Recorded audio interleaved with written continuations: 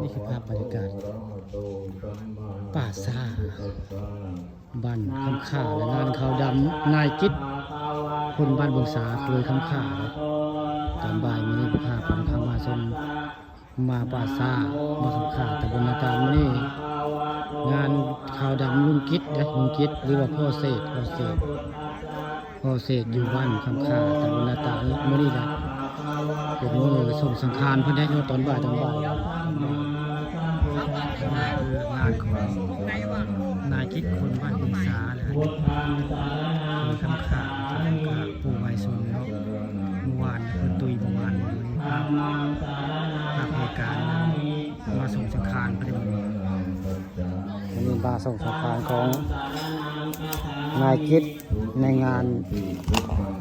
อยู่วันปาซ่าบ้านคำข่าตำบลนาตาลภาพงานขาวดำนายคิดพ่อเศษคนบ้านบุงสาเคยคำข่า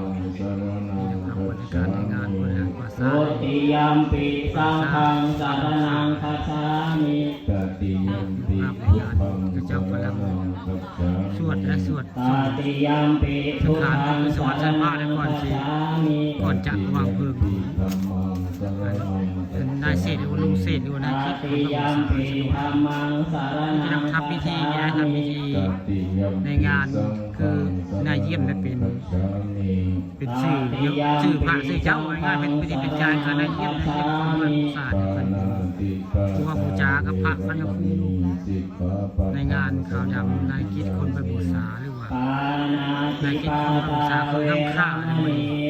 ผู้ไว้ชมผู้ช่วยวานนี่คือภาพงานขาวดำ